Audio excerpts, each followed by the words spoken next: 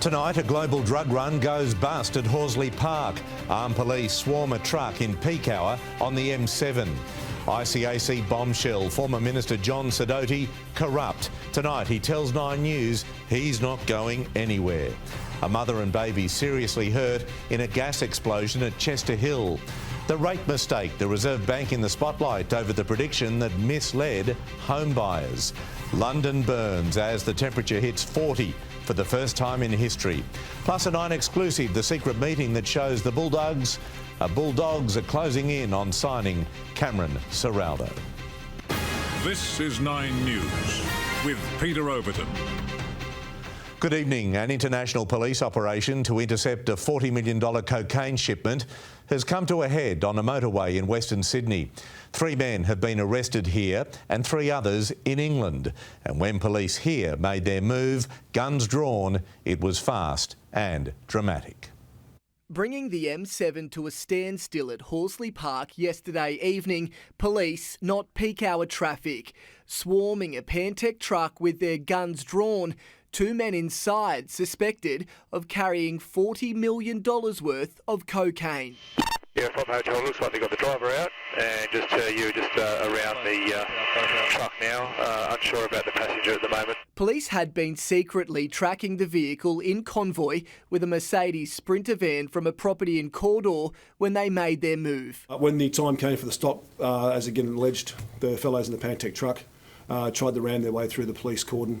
A 29 and 39-year-old man were pulled onto the motorway and arrested, along with another 29-year-old driving the van. Men in Sydney weren't that well known to us. They were known to the police, but they're not a member of what we'll allege is a major crime gang. The dramatic sting was the culmination of an international drug investigation. It was UK authorities who first caught wind of an alleged ploy to import 130 kilograms of cocaine to Australia in an industrial generator, tipping off their counterparts down under. It was hidden in a purpose-built box under a large generator. There was quite a bit of work involved in retrieving what were allegedly the drugs from that box. So these fellows had certain trade skills and certain connections to networks. Police say the shipment arrived here at Sydney Airport on Friday, where the drugs were swapped out for a benign substance. It's then alleged the men picked up this consignment, all the while being watched by police. Raids were conducted across the UK, arresting 3 men. Meanwhile, police returned to the rural property in southwest Sydney today, seizing a number of items. The more we look, the more we find. It's very, very interesting what we're discovering. James Wilson, 9 News. A former Liberal minister has been found to have engaged in serious corrupt conduct, with the ICAC saying John Sidoti pressured councillors to make a decision that would have benefited his family's property interests. The Drummoyne MP has spoken exclusively to Nine News, vowing to appeal the corruption finding, while rejecting Premier Perrottet's request for him to resign from Parliament. His life has been paralysed for 3 years by a corruption inquiry, and today John Sidoti, the former sports minister, was found to be corrupt by the ICAC. How did you feel when you saw those words in that report? Gutted. It seems like, from my perspective, that the truth has been ignored.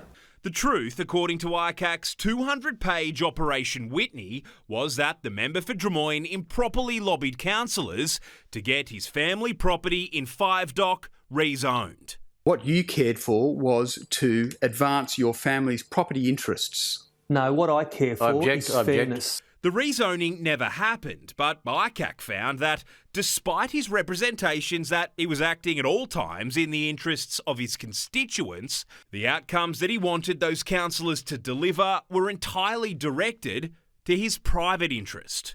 Knowing your family had property interests in that 5 Dock town centre area, do you think to yourself, I should have just stayed out of the LEP discussions? But that's why consultants were engaged. The consultants were engaged to draw that clear line. Mr Sidoti, though, has been cleared of many of the initial allegations that started this whole thing. He was referred to ICAC in 2019 after being accused of having secret knowledge of proposed train stations at Rouse Hill and 5 Dock and then buying property nearby. You bought this property knowing you would make a killing on it, didn't you? But ICAC found this was false. The Commission said it was unable to identify evidence that Mr Sidoti had misused confidential government information, which led him and or his family to acquire an interest in properties at Rouse Hill and Five Dock. I'm just gutted. I'm all for a fully funded, robust ICAC, but the process... Dominic Perrottet phoned Mr Sidoti this afternoon while 9 News was in the room. The Premier asked him to resign from Parliament altogether. Mr Sidoti told him in the most forceful of ways to forget about it. I'm not going to do what those prior to me did and just go and curl up in a corner. There's no way, absolutely no way. I've worked too hard and I know what I've done and what I haven't done. His former Liberal colleagues will now try to force him out. And while John Sidoti may face a criminal charge, he plans to appeal the corruption finding in the Supreme Court. I'm going to fight this. I'm going to fight this all the way. I'm not going anywhere. Chris O'Keefe, 9 News. An explosion in a home at Chester Hill this afternoon has left a woman and baby with serious injuries. Let's go to Tiffany Genders at Concord Hospital. Tiffany, what can you tell us?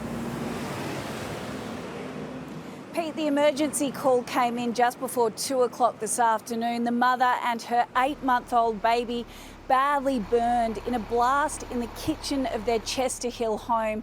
Now, it's been described as a chaotic scene, neighbours helping the pair before paramedics arrived and treated them in the front yard. The 20-year-old woman suffered burns to her face, arms and hands. Tonight, she's being treated here in the specialist burns unit at Concord Hospital. She has been separated from her baby, who was at the Children's Hospital at Westmead in a serious but stable condition.